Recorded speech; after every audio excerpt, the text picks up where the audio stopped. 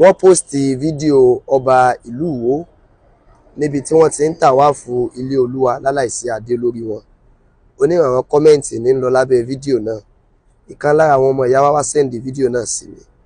Wọ́n wá ń béèrè lọ́wọ́ mi wípé a máa ń sọ wípé déédéé ni wá níwájú Olúwa, àmọ́ kinní kan ń da àwọn lọ́kàn rú o. Òun náà ni wípé tó bá jẹ́ pé bẹ́ẹ̀ ni, ètí rí tá a rí olówó, tá a rí olòṣì, ètí rí tá a rẹ́ni tó lálàáfíà, tá a rẹ́ni tí ò lálàáfíà, ètí rí tá a rẹ́ni tó níláárí, tá a sì rẹ́ni tí ò níláárí, tó bá jẹ́ pé lóòótọ́ ni déédéé ni gbogbo wa níwájú Ọlọ́run. Ànábì Muhammad sallallahu alayhi wa sallam, ànábì ni kullukum li Adama wa Adamu min turabin. Ó ní gbogbo yín látòkè délẹ̀ àtàrà Ádámọ̀ lẹ ti jáde. Ádámọ̀ dẹ̀rẹ́ ó jáde látara èèpẹ̀. Gbogbo àwọn táwa ń jáde látara Ádámọ̀ yẹn, gbogbo wa à ń jáde látara àtọ̀, léyìí tó ń túmọ̀ sí pé àtolówó àti tálíkà àtara àtọ̀ náà láti jáde. Kò sí pé torí pé èèyàn jẹ́ ọmọ olówó yóò kàn wá bọ́lẹ̀ láti sánmọ̀ lẹ́ẹ̀kan náà láláì gba inú àtọ̀ jáde. Bákan náà tá a bá kúrò láyé, gbogbo owó kúrò láyé lásìkò tó bá tó Ọlọ́run wípé lágbájá ọmọ lágbájá kúrò ńbẹ̀, tó lówó kan ò ní lágbára àti bíráìbù Ọlọ́run wípé Ọlọ́run jọ̀ọ́ èmi ò tí ì ṣetán láti lọ. Gẹ́gẹ́ báwa náà ṣe mọ̀ wípé lọ́ọ̀ wọ́n máa ń rà á ni, àmọ́ lọ́dọ̀ Ọlọ́run kò sẹ́nìkan tó lè rà á lọ́dọ̀ Ọlọ́run wípé Ọlọ́run àsìkò tèmi ò tí tó.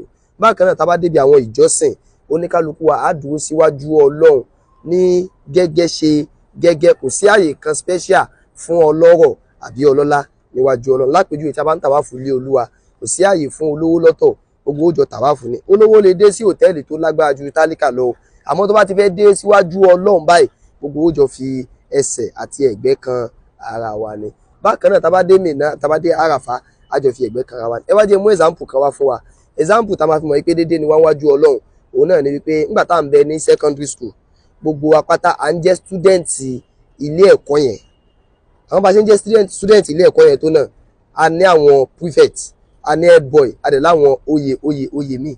Gbogbo àwọn tí wọ́n jẹ oyè yẹn, àwa tó kù àwọn fojú wo pé bí wọ́n yàtọ̀ àbí wọ́n special, but they are still students. Gẹ́gẹ́ bí àwọn tó kù náà ṣe jẹ́ student níwájú àwọn akẹ́kọ̀ọ́ tó kù. Lóòótọ́ o, wọ́n lè rí àwọn ọ̀nà kan, wọ́n lè rí àwọn privilege kan gbà o, but privilege tí wọ́n gbà yẹn náà kò sọ wọ́n di wípé wọ́n ti jáde kúrò nínú ilé ẹ̀kọ́ yẹn.